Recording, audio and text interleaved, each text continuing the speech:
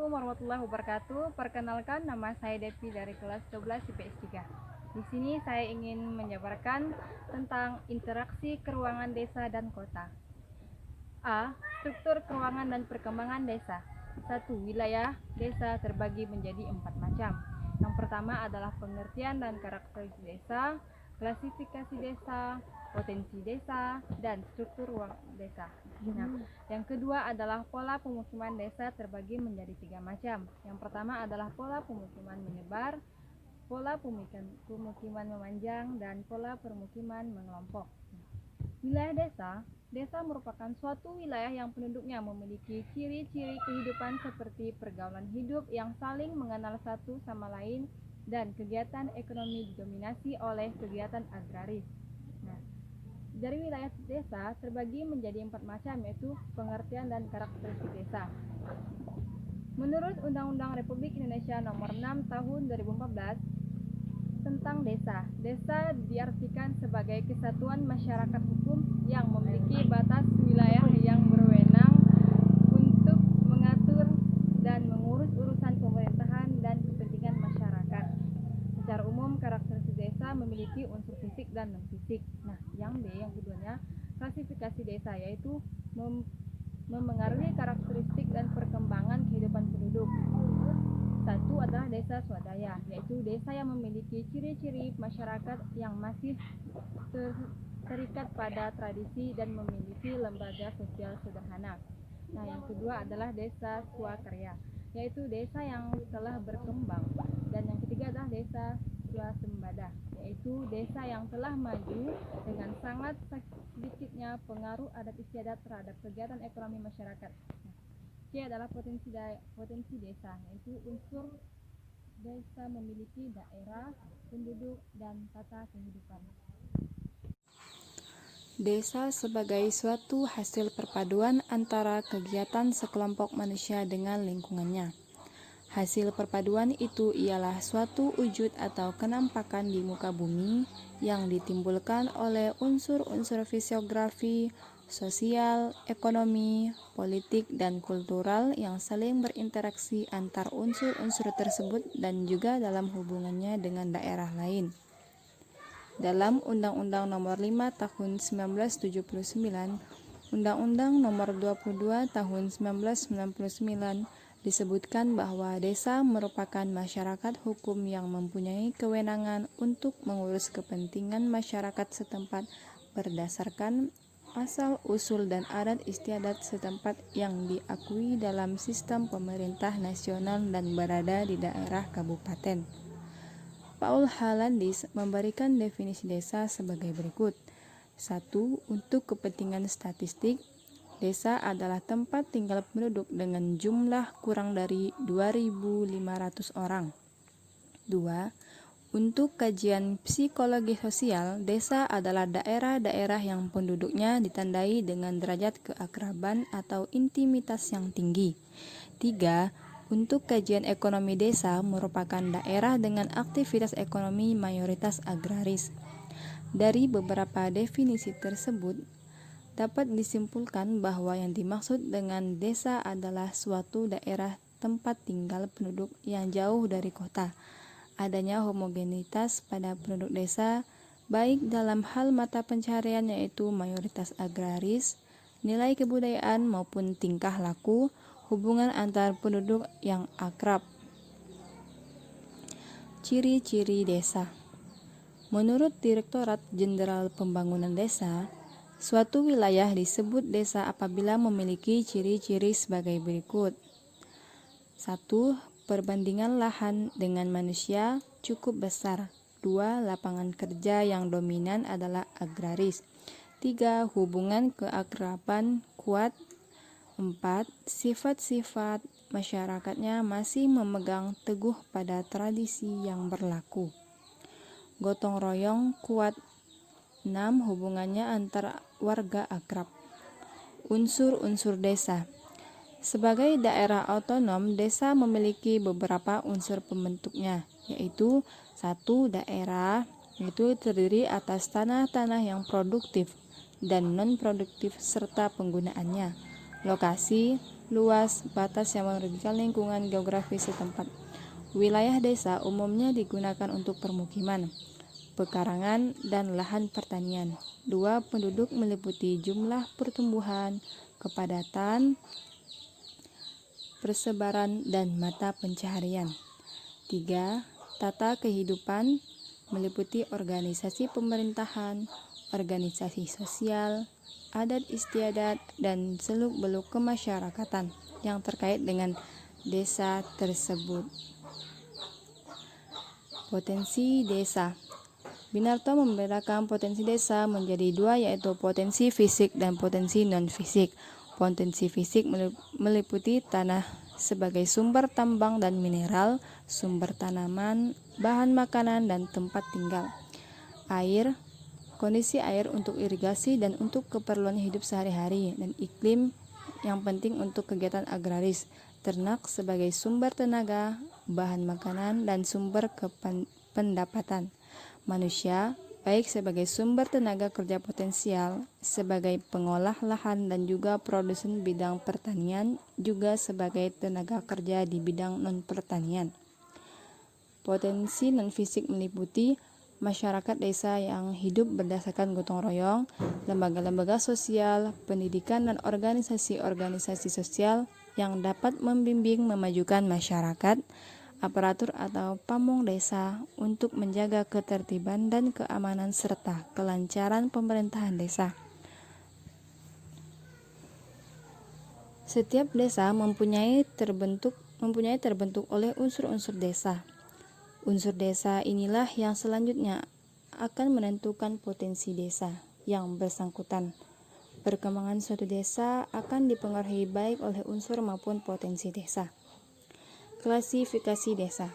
Berdasarkan perkembangannya, desa dapat diklasifikasikan menjadi 4, yaitu 1. Desa tradisional, yaitu atau pradesa, yaitu tipe desa pada masyarakat terasing yang seluruh kehidupannya tergantung pada alam sekitarnya. Ketergantungan itu misalnya dalam hal cara bercocok tanam, cara membuat rumah, pengolah makanan, dan lain-lainnya. Pada desa semacam ini, penduduk cenderung tertutup atau kurang komunikasi dengan pihak luar. Sistem perhubungan dan komunikasi tidak berkembang. Contoh desa pada suku Baduy. 2. Desa swadaya. Desa swadaya merupakan tipe desa dengan ciri-ciri: 1. Penduduknya jarang, masih terikat pada adat istiadat. 2. Lembaga sosial yang ada masih sederhana. 3. Tingkat pendidikan masyarakatnya rendah, produktivitas tanah rendah. 4. Kegiatan penduduk dipengaruhi oleh keadaan alam. 5. Topografi berupa pegunungan atau perbukitan. 6. Lokasi terpencil. 7. Mayoritas penduduk sebagai petani. 8. Kegiatan ekonomi masyarakat bersifat subsisten. 9. Masyarakat juga tertutup terhadap pihak luar sehingga sistem perhubungan dan transportasi kurang berkembang. 3. Desa swakarya. Desa swakarya adalah desa yang sudah lebih berkembang maju dengan ciri-ciri: 1. Adat istiadat mengalami perubahan, pengaruh dari luar mulai masuk sehingga masyarakatnya mengalami perubahan cara berpikir.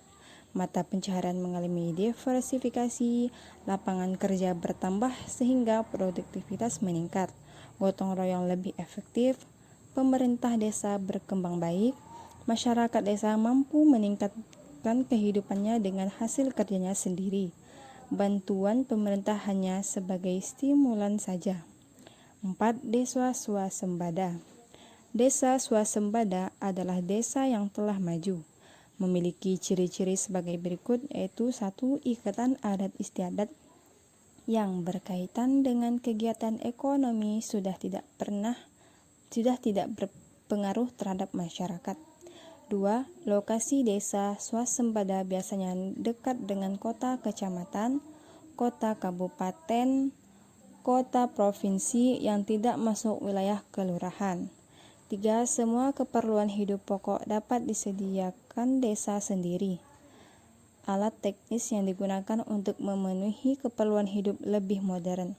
4. Lembaga sosial ekonomi dan budaya sudah dapat menjaga kelangsungan hidup penduduknya. 5. Mata pencaharian penduduk beragam, perdagangan dan jasa sudah berkembang. 6. Pendidikan dan keterampilan penduduk sudah tinggi. 7. Hubungan dengan daerah sekitarnya berjalan lancar. 8. Kesadaran penduduk mengenai kesehatan tinggi. Selanjutnya, B adalah struktur keuangan dan perkembangan kota.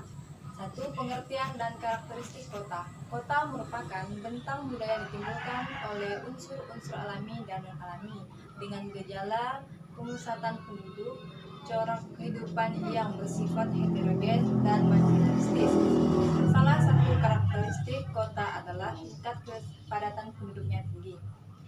Karakteristik kota yaitu karakteristik fisik dan karakteristik kota terbagi menjadi dua macam, yaitu karakteristik fisik dan karakteristik non-fisik. Yaitu karakteristik non-fisik, tersedia banyak pusat layanan ekonomi, terdapat tempat wisata dan area olahraga, dan terdapat alun-alun atau lapangan besar, dan terdapat area parkir cukup memadai. Yang kedua adalah karakteristik non-fisik, yaitu masyarakat bersifat heterogen, terjadi kesenjangan sosial antara penduduk miskin dan kaya, mata pencaharian bergerak di bidang non-agraris, hubungan kekerabatannya mulai pudar. Segi geografi, kota dapat diartikan sebagai suatu sistem jaringan kehidupan manusia yang ditandai dengan kepadatan penduduk yang tinggi, strata sosial ekonomi yang heterogen, dan coraknya yang materialistis. Dalam Peraturan Menteri Dalam Negeri Nomor 2 Tahun 1987 disebutkan bahwa kota adalah pusat permukiman dan kegiatan penduduk yang mempunyai batasan administratif yang diatur dalam perundang-undangan, serta permukiman yang telah memperlihatkan kehidupan perkotaan.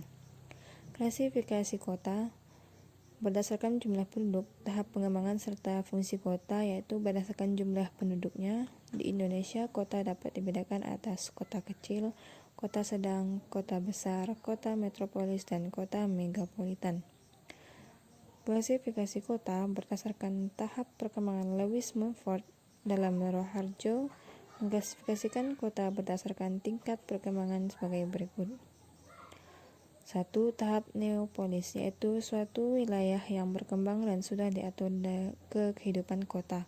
2. Tahap polis, kota yang masih memiliki ciri kehidupan agraris sebagai pusat keagamaan dan pemerintahan.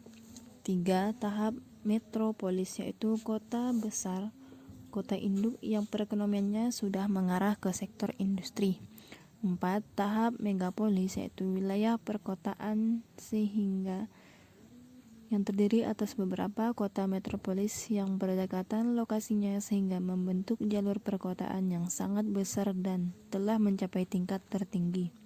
5. Tahap tiranopolis, yaitu kota yang sudah mengalami kemerosotan moral dan akhlak manusianya, diliputi oleh kerawanan sosial dan sulit dikendalikan, misalnya angka kriminalitas yang tinggi, kemacetan lalu lintas, kerusakan lingkungan. 6.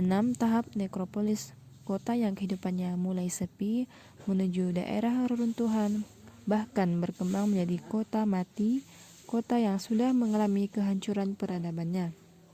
Klasifikasi kota berdasarkan fungsinya, yaitu kota sebagai pusat industri, kota sebagai pusat perdagangan, kota sebagai pusat politik, kota sebagai pusat kebudayaan, kota sebagai pusat rekreasi atau kesehatan, dan kota belum mempunyai fungsi tertentu yang menonjol. Potensi kota, potensi desa, yaitu potensi kota dapat dibedakan menjadi potensi ekonomi, sosial, budaya, dan politik. Potensi ekonomi, kenyataannya lahan di kota semakin terbatas. Keterbatasan lahan di perkotaan disiasati dengan membangun gedung-gedung perkantoran bertingkat. Potensi budaya, yaitu unsur budaya mencakup bahasa, sistem pengetahuan, organisasi sosial, sistem peralatan hidup dan teknologi, sistem mata pencaharian, sistem religi, sistem kesenian. Potensi sosial, itu kota berhubungan dengan fungsi kota sebagai pusat kesehatan dan kesejahteraan warga. Potensi politik, yaitu berkaitan dengan pusat administrasi dan perpanjangan tangan pemerintah pusat terkait otonomi daerah. Struktur ruang kota. Ruang kota itu struktur kota dipengaruhi mata pencaharian penduduk kota seperti perdagangan, industri, dan jasa. Yaitu A. Teori konsentris,